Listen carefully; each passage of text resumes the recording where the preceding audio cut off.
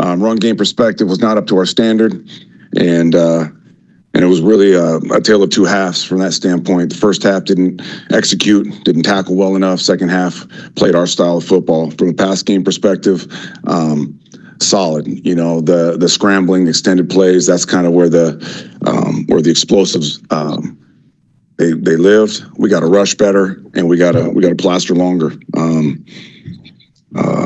From an offensive perspective, just real quick assessment, guys. The run game, it looked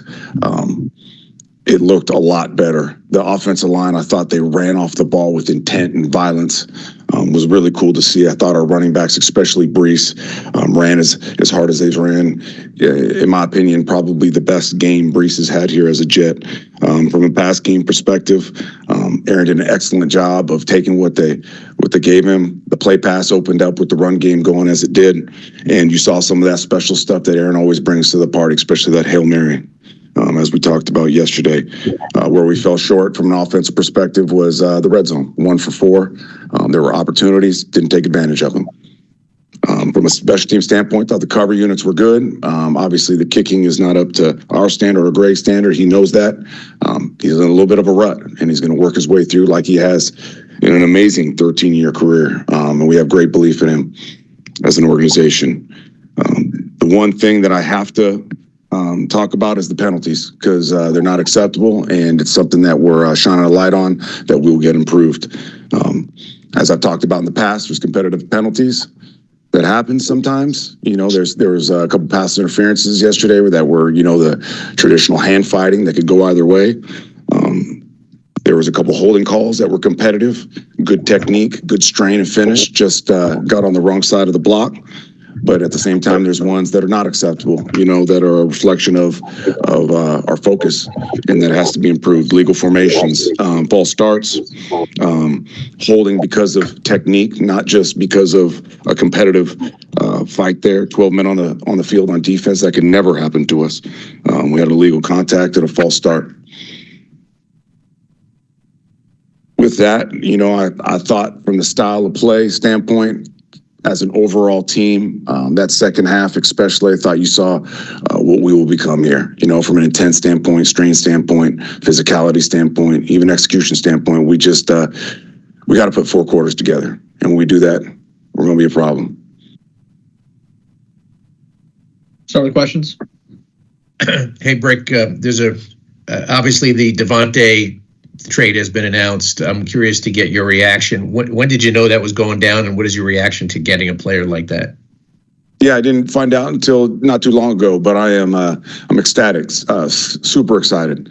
Not only an elite player, as we all know, but the relationship with him and Aaron just takes his value to a whole other space for us. So I'm super excited, and got an opportunity to actually meet him this morning, which was even better. I knew him obviously from tape and everything that we've seen as a football player, but to get to know the man a little bit this morning was special. Like, you can just feel it on him. Just not only that elite player, but an elite human being and teammate. So excited to get him into the mix.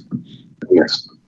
What can he bring to this offense that maybe wasn't there? Or how can he enhance the guys around him, like Garrett and things like that? Yeah, I think the best thing, I was fortunate enough in San Francisco to be around Terrell Owens and Jerry Rice, and to see firsthand all that Jerry taught T.O. Jerry at the time was in his 18th year, whatever it was, but so established and understood the game at the highest level.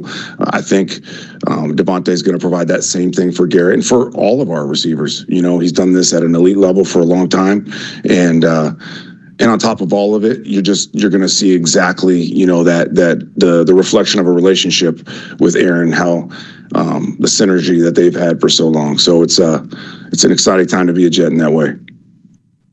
Jeff, Davante said when he was on with Aaron on McAfee that, he's feeling good, that he should be ready to roll. Is it realistic that he could play for you guys on Sunday night?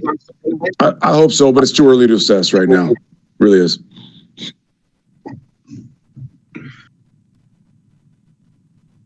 When you say too early to assess, Brick, do you mean because of his hamstring, or more of the X's and O's acclimating standpoint? I'd imagine a little bit of both. So we'll see how the week goes, and hopeful that he'll play, but no promises at this point. Jeff, what was the mood like today? I mean, obviously you guys are not happy that you lost, but then you get news that, a game changer is in your building. Say it again. Repeat the question. I'm sorry. What was the mood in the building today? I mean, obviously you're upset that you lost, but then you find out you have a game changer in the building now on offense. Yeah, no players in the building today, obviously, but from a coaching staff perspective, a ton of excitement. Especially when you got guys like Hack that knows this guy intimately and all that he brings on and off the field.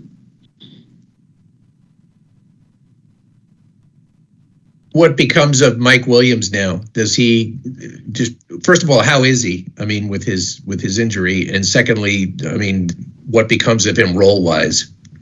Yeah, he got evaluated for a head, and he cleared the concussion protocol. So from that standpoint, he's good to go. I think we'll figure that out in the next couple of days, how all these pieces kind of fit together. It's an exciting and a good problem to have, because we've got a lot of different guys with a lot of different skill sets that can do a lot of different things. So Todd and his staff will have, some sleepless nights with some good problems. Jeff, what do you confirm that they gave Hassan Reddick permission to look at a trade? It doesn't necessarily mean he's not going to be a Jet, but like, do you still view it as a possibility that you could coach him at some point? In all honesty, I got a lot of respect for Hassan and all he's been as a football player, but he's not in the building. So let's talk about the guys that are here. Jeff, when you looked at the red zone last night, were there any common themes you saw? I know there were some penalties and stuff, but what did you see there? And do you think Davante might be able to help in that area? Yeah, I would imagine Davante is going to help in every area, but definitely just some missed stops in the red zone. A little bit of execution, a little bit of penalties.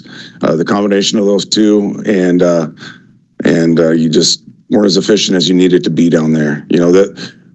Todd Downing, if you look at his career, especially when you look back to his time as a coordinator with the Titans, they were always excellent in the red zone. And I absolutely anticipating us to be the same, so it wasn't characteristic of the red zone we're capable of, but very fixable things down there. With Tyron Smith, it looked like he, through the course of the year so far, it looked like he's had a couple of hiccups, and then last night he obviously had a couple of glaring ones. How do you assess him so far? Do you see, just how do you assess him so far, especially last night? All that Tyron brings, he's playing good football, but all he brings is, it's not just the football field. He brings so much to the classroom and the experience of these young guys as well. I really believe Olu's going to be a special player in this league, and he's so fortunate to be mentored again by a guy like Tyron. Tyron's playing solid though, and Tyron will tell you that obviously we could all play a little better, coach better, the whole thing, but he's playing solid.